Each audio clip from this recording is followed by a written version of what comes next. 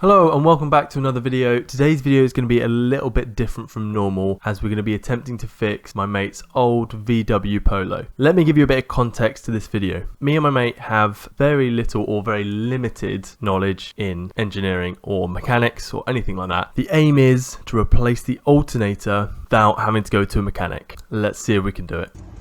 There we go. Disconnected. And took the I'll belt leave it. off. So I think, looking at it, I think there's a bolt down there and a bolt up here. Three. There's 1, 2, and then yeah, the third one I'm sure we'll find. It's not on very tight. We need to look up what the torque setting is for when we do it back up, because I don't want to. That'll be on the manual for the new. It should be on the manual, or you can find it online. I hope. Yeah. But yeah, that's the long old bolt boy. Nice. So bolt number 1. Do you want to do the other bolt? Yeah, I'll do the other one. Let me put this in there. So the way my mate Josh actually found out that his alternator wasn't working was he was driving on the motorway and suddenly his car just stopped working. He managed to quickly pull over to the side, and when the breakdown cover people came, they basically tested it and said, yep, the battery's dead. Now the only way your battery could die while you're driving the car is if the alternator's gone bad. So what we're trying to do now is remove the old alternator from the car by undoing the 3 bolts that are holding it in. One of the bolts is going to be a real struggle though, because the tensioner part of the belt system is in the way of the bolt. So you need to hold it up out of the way while you try and take the bolt out, which was a bit of a challenge. So yeah, because you can't get it past. Yeah. Will it not get past if you just... Well, I think that's about as far as it's going to go.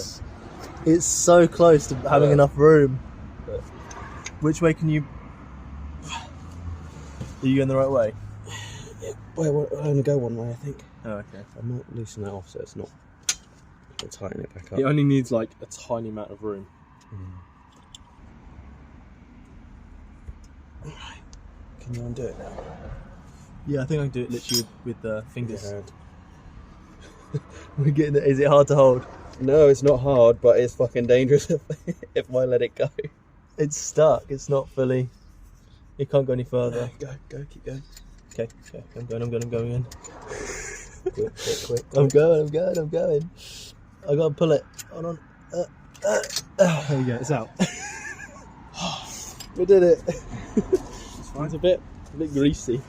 So as you can see, we're using the new alternator as a guide to see if we've taken out all of the bolts. As it turns out, there's only 2 bolts holding it in, so we're all good. All we've got to do is remove the electrical cable and we should be golden to take this thing out. So the only thing holding it in, because that doesn't connect to anything, it should just, in theory, pull out, no? Pull out if there's enough length on that cable. That I think that's the earth cable. Right, so you're going to pull it from the... Yeah, you don't want to pull the earth cable out. So at this point, we're pretty confident. All we need to do is remove the earth cable and then we should just be able to pull the thing out. It's literally there. Just something's wrong.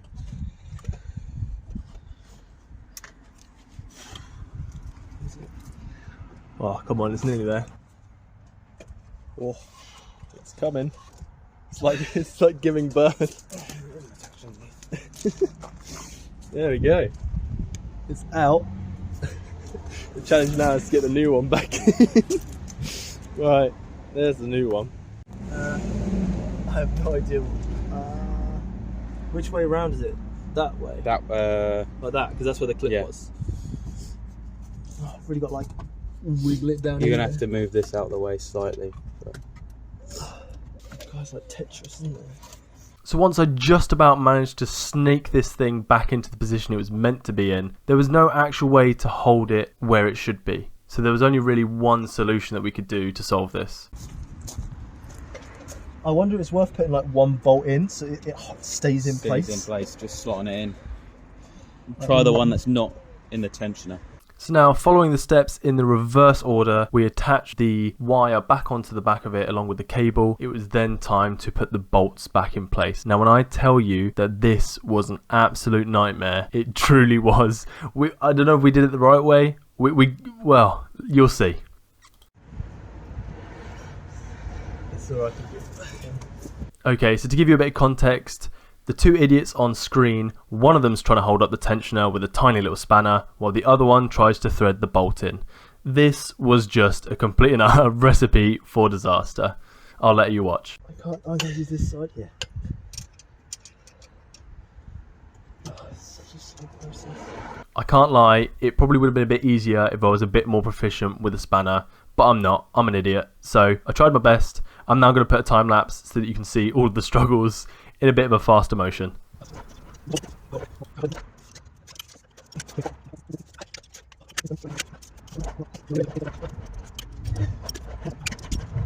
I think that is it. I think you can leave it there. Fuck me.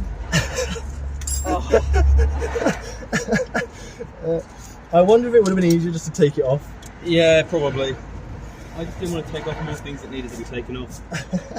One video showed the guy taking off, the other guy showed.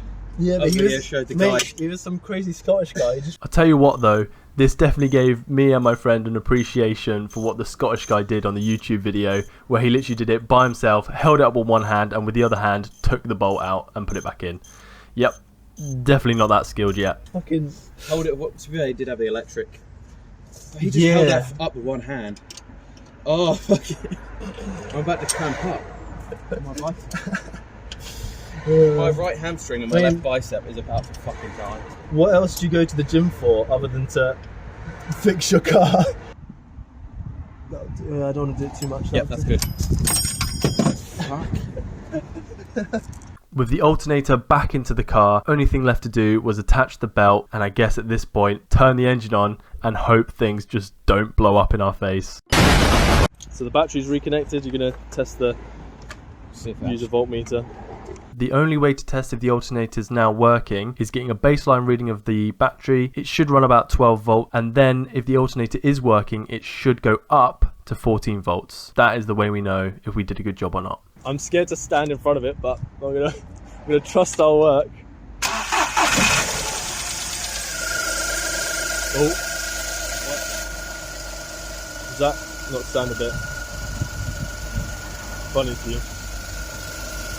Is that how it normally sounds? I don't think so. It's got a kind of whine, hasn't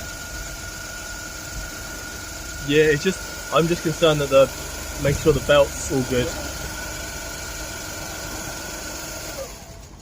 Check. Tension of a new V-belt should be checked and reset after 15 minutes of operation.